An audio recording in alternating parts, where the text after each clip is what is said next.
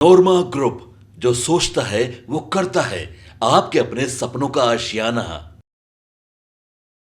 नमस्कार, भारत लाइव देख रहे हैं आप। और अचानक से इस देश की राजनीति ने एक बार फिर से चर्चा का विषय छेड़ दिया है और करवट लेने की शुरुआत हो चुकी है। आपको बता दें कि जिस तरह से लगातार ये चर्चा चल रही थी कि बैसाखी पर चल रही है केंद्र की सरकार, और सभी इंतजार इस बात का कर रहे हैं कि सरकार थोड़ा सा कमज़ोर हो तो उससे समर्थन खींच लिया जाए। इस बात की चर्चा खूब चल रही थी और विपक्ष इसको लेकर के खूब भजा रहा था।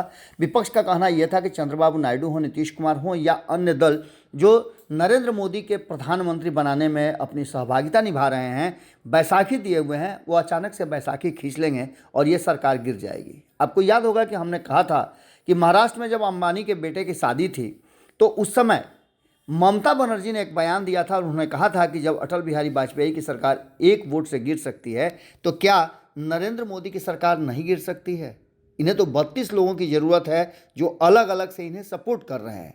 ऐसी स्थिति में आपको बता दें कि वहाँ से लेकर के अब तक जो राजनीतिक चर्चा चली है या जो तैयारियां हुई हैं उसमें विपक्ष लगातार भारतीय जनता पार्टी पर हमलावर रहा है। आपने कभी भी नहीं देखा होगा कि इन क्षेत्रीय दलों जो भारतीय जनता पार्टी को सपोर्ट कर रहे हैं या नरेंद्र मोदी को प्रधानमंत्री बनाए हुए हैं, उन लोगों पर कोई भी आपसी टकराव हुआ हो। ये सभी एक दूसरे का सपोर्ट कर रहे हैं और जहां भी आप देखे होंगे कि इंडिया गठबंधन के घटक दल भले ही आपस में जितना भी उनमें विषमता हो या फिर दूरियां हो, लेकिन उसके बावजूद भी वो तैयारी हमेशा करते रहे हैं कि कैसे सबको साधा जाए और गैर भाजपाई दलों को एकजुट किया जाए। नीतीश कुमार इसकी तैयारी आपको पता है कि करके ये बता चुके हैं कि विपक्ष को एकजुट किया जा सकता है और भारतीय जनता पार्टी को परेशान किया जा सकता है। आपको बता दें कि इन सभी बातों को लेकर के जो वर्तमान परिस्थिति बनी है वो कहीं ना कहीं इस बात की तरफ इशारा कर रही है कि नीतीश कुमार और चंद्रबाबू नायडू ये दोनों ही भारतीय जनता पार्टी के साथ रहते तो हैं लेकिन सहज नहीं हैं। चंद्रबाबू नायडू नहीं भूल पाए हैं कि उन्हें जेल भेजा गया था और नीतीश कुमार ये बात नहीं भूल पाए हैं कि उनको हमेशा कमज़ोर करने की कोशिश की गई, उनकी पार्टी और उनका कुर्सी छीनने की कोशिश भारतीय जनता पार्टी ने कभी किया है। इन सभी बातों को लेकर के वर्तमान में किसी तरह का कोई दिक्कत दिख नहीं रहा है, लेकिन जो वर्तमान परिस्थिति दिल्ली में बनी है और जिस तरह का माहौल है, जो चर्चाएं खुल करके छन छन के खबरें आ रही हैं, वो बहुत सारा बात कहीं ना कहीं समेट करके आ रही हैं और मजबूर कर रही हैं ये कहने के लिए कि क्या एनडीए में सब कुछ ठीक ठाक नहीं है। चंद्रबाबू नायडू का अचानक से दिल्ली पहुंचना और उसी समय नीतीश कुमार का भी पहुंचना, कहा तो ये जा रहा है कि नीतीश कुमार पहुंचे तो हैं लेकिन नीतीश कुमार निजी कार्यक्रम में पहुंचे हैं और इसका दिल्ली में और सरकार से लेना देना कुछ नहीं है। लेकिन कहीं ना कहीं कुछ ना कुछ तो पक रही है, ऐसी बातें कही जा रही है। कहा तो ये भी जा रहा है कि नीतीश कुमार जब दिल्ली पहुंचते हैं तो कुछ ना कुछ खेल होता है। वहीं आपको बता दें कि कांग्रेस ने भी, पहले तो अखिलेश सिंह ने ये बात कही, अब अखिलेश यादव की भी बात आपको याद होगी, ममता बनर्जी ने जो कहा वो भी आपको याद होगा, और लालू प्रसाद ने जो आप कहा कि नीतीश कुमार अपने हिसाब से नहीं, अपने अनुसार नहीं, पहले जैसे नहीं, बल्कि अब भारतीय जनता पार्टी के इशारों पर और भारतीय जनता पार्टी की सरकार जैसी सरकार चला रहे हैं। इसके साथ साथ कई ऐसे नियम और कई ऐसे बिल हैं जिनको लेकर के आपस में टकराव की स्थिति पैदा हुई है। यहाँ तक कि चिराग पासवान को भी कई बिलों का विरोध करना पड़ा है। इन सभी बातों को लेकर के अगर देखा जाए तो दिल्ली में कोई ना कोई खिचड़ी जरूर पक रही है और ये खिचड़ी तब पक रही है जब नरेंद्र मोदी देश से बाहर है। नरेंद्र मोदी विदेश दौरा पर हैं और इस बीच में नीतीश कुमार और नायडू का दिल्ली पहुंचना, भले ही ये कहा जा रहा हो कि वो निजी कार्यक्रम है, लेकिन राजनीतिक दल के नेताओं का और सार्वजनिक जीवन में रहने वाले लोगों का कोई व्यक्तिगत कार्यक्रम होता नहीं है। वो जहाँ भी पहुँचते हैं वहाँ राजनीति की चर्चा होती है और गोटियाँ सेट की जाती हैं। ये सब माहौल होते हैं जहाँ इस तरह की गोटियाँ सेट की जाती है। अंबानी के बेटे की शादी में जुटे सारे विपक्ष ने जब गोटियाँ सेट कर ली कि कैसे नीतीश कुमार को और नायडू को अपने पक्ष में लाया जाए, तो आप समझ सकते हैं कि नीतीश कुमार और नायडू जो बड़े खिलाड़ी हैं, बड़े प्लेयर हैं इस देश की राजनीति के, वो कैसे चुप रह सकते हैं। कहा तो यह भी जा रहा है कि नायडू कई ऐसी बातें हैं जिनको लेकर के पहुँचे हैं, अपने राज्य के लिए कई ऐसी डिमांड है जो करने के लिए वो पहुँचे हैं। इस बीच में उनकी मुलाकात निर्मला सीतारमण से भी हुई है और भी कई लोगों से हुई है, एस जयशंकर से भी उनकी मुलाकात हुई है। लेकिन नीतीश कुमार अब किससे किससे मुलाकात किए हैं अभी ये बातें क्लियर नहीं हुई है। चंद्रबाबू नायडू भी इन दोनों के साथ मुलाकात की तस्वीरें तो आई है, लेकिन बाकी की तस्वीरें और बाकी की चर्चाएं पर्दे के पर्दे के पीछे हैं।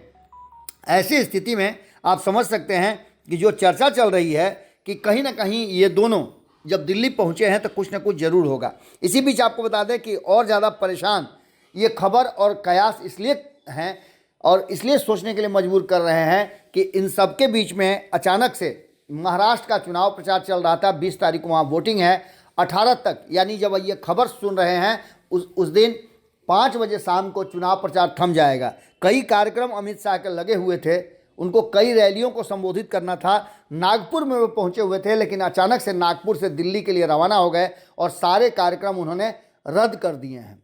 नीतीश कुमार का दिल्ली में होना, चंद्रबाबू नायडू का दिल्ली में होना और अपने सारे कार्यक्रम कैंसिल करके अमित शाह का दिल्ली पहुंचना, ये कुछ ना कुछ कहानी जरूर कह रही है। इसके ठीक पहले आपको बता दें कि कांग्रेस ने एक साइन दिया है और कांग्रेस का कहना है कि हमने कल ही आपको सुनाया था, संपादक नवनीत शाह जी के साथ हम खबर कर रहे थे, उसी दौरान हमने बताया भी था कि कांग्रेस के बिहार प्रदेश अध्यक्ष अखिलेश सिंह ने ये बात कही है कि कई बार नीतीश कुमार पाला बदल चुके हैं, एक बार फिर बदल दें तो कोई बड़ी बात नहीं होगी।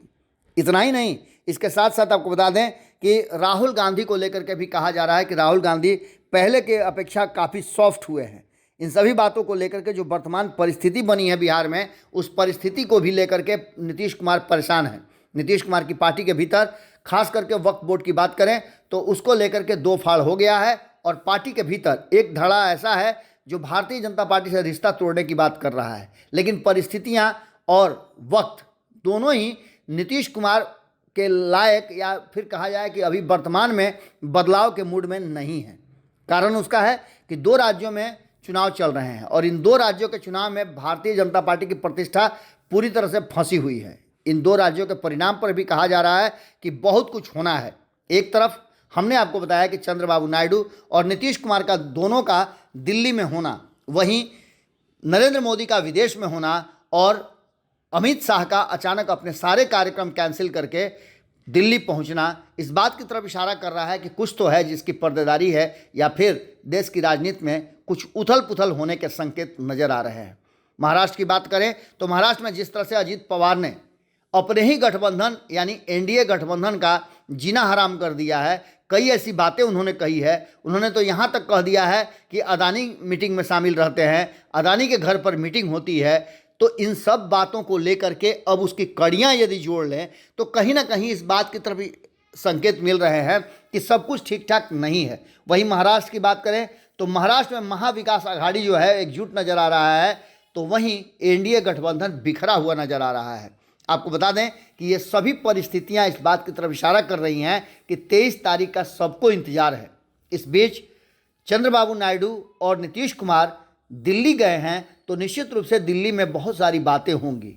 इससे पहले भी नीतीश कुमार दिल्ली गए थे तो किसी भी भारतीय जनता पार्टी के नेताओं से उनकी मुलाकात नहीं हुई थी, लेकिन कई ऐसी गुप्त मुलाकातों की चर्चा जरूर चल रही है। हालांकि दूसरी तरफ ये भी कहा जा रहा है कि नीतीश कुमार को, चाहे वो संजय झा के तरफ से हो, वर्तमान में ललन सिंह के तरफ से हो या अशोक चौधरी के तरफ से हो, ये नहीं चाहते हैं कि नीतीश कुमार एक बार फिर से महागठबंधन की तरफ स्विच करें। ये पूरी तरह से तैयारी में लगे हुए हैं कि नीतीश कुमार कोई भी फैसला ऐसा न लें जो आने वाले समय में एनडीए से उन्हें दूरी बना के रखना पड़े या फिर एनडीए में किसी तरह का खटपट हो।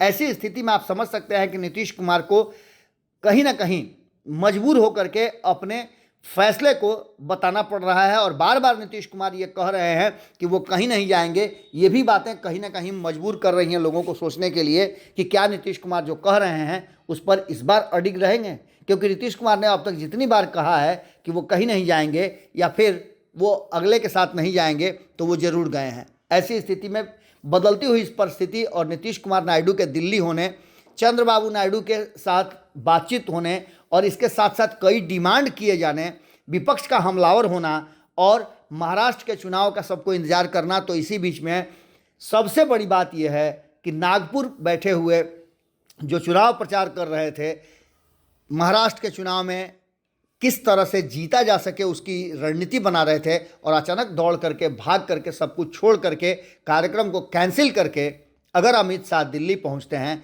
तो इसके मायने जरूर कुछ निकाले जाएंगे। और इसके मायने खास करके नीतीश कुमार और नायडू जब दिल्ली में हों, प्रधानमंत्री नरेंद्र मोदी देश से बाहर हों, तो ये कहना और इस पर कयास लगाना कोई गलत नहीं होगा, न ही कोई अतिशयोक्ति होगी कि नीतीश और नायडू कोई खेल कर रहे हैं। क्या होने वाला है ये तो आने वाला वक्त बताएगा। लेकिन एक बात तय मान के चलिए कि सरकार अगर 32 सीटों के बैसाखी पर है तो ये बैसाखी हमेशा कहीं ना कहीं हिलती डुलती रहेगी। वहीं आपको बता दें कि चिराग पासवान पूरी तरह से भारतीय जनता पार्टी और नरेंद्र मोदी के साथ खड़े हैं। यहाँ तक कि महाराष्ट्र में भी कल उन्होंने ज़बरदस्त चुनाव प्रचार किया है, जिसकी कुछ तस्वीरें भी आपने देखी होगी। एक तरफ जहाँ चंद्रबाबू नायडू और नीतीश कुमार के बारे में ये कहा जा रहा है कि वो कोई भी बड़ा फैसला ले सकते हैं, तो दूसरी तरफ चिराग पासवान हैं जो लगातार नरेंद्र मोदी के साथ खड़े नजर आ रहे हैं। देश की राजनीति और बिहार की राजनीति में क्या होने वाला है ये देखना बड़ा ही दिलचस्प होगा। आपके सपनों को हमने सजाया है, ई होम्स पैनोरमा को हमने बनाया है। ई होम्स मेरा एक सपना था जिस पे मैं पिछले 4 साल से काम कर रहा था। हमने जो बनाया है वो सबने है माना। ई होम्स पैनोरमा में हो आपका भी आशियाना। और फाइनली हमने 2021 में इस प्रोजेक्ट को लॉन्च किया। बहुत लोग अप्रिशिएट कर रहे हैं कि पूर्णिया जैसे शहर में, बिहार के, एक तो बिहार की बात करें उसमें भी पूर्णिया जैसे छोटे जगह में इस तरह का लाइफस्टाइल देना, ये सुन के हम लोगों को बहुत अच्छा लगता है।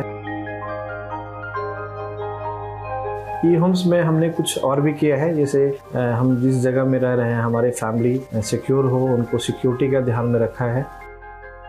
आपकी सुविधा और सुरक्षा आपके लिए खास है, ये आपका विश्वास है। इसमें आर्टिफिशियल इंटेलिजेंस का 7 लेयर सिक्योरिटी का हमने इस्तेमाल किया है। लस ग्रीन कैंपस को बनाया है। यदि हमारा बाउंड्री वाल है तो वो वर्टिकल गार्डन है। ये जितनी भी फैसिलिटी होता है एक इंटरनेशनल टाउनशिप में ई होम्स है, ये हम लोग विश्वास नहीं कर पा रहे हैं। जो भी हमारे मित्र दोस्त या जो भी हमारे बाहर के बाहर आते हैं तो हम लोगों को बहुत अच्छा सुनने को मिलता है और बहुत अच्छा क्रेडिट मिल रहा है। वो सारा हमने सिर्फ एक बिल्डिंग नहीं बनाया, हमें एक बहुत अच्छा लाइफस्टाइल दिया ई होम्स में, और मेरा एक सपना था जिसको मैं आज फुलफिल होते हुए देख पा रहा हूँ। ये आपका आवास है। ई होम्स पैनोरमा में अब आपका निवास है। E Homes Panorama, luxurious lifestyle redefined. Panorama group, जो सोचता है वो करता है। अगर ये वीडियो पसंद आई और वह बिहार के राजनीति और बिहारियत से सरोकार रखेनी तो सब्सक्राइब बटन दबा के चैनल के सब्सक्राइब कर ली। ओजे एगो घंटी बा, ओकरा बटन दबा देला से कुल सटीक और मारक खबर रुआ मुफ्त में मिल जाई। अगर रुआ पत्रकारिता के हमनी के नया प्रयोग में सहयोग कर चाहतानी तो ज्वाइन बटन दबा दी। पेटीएम नंबर नोट कर ली 9386816700। धन्यवाद।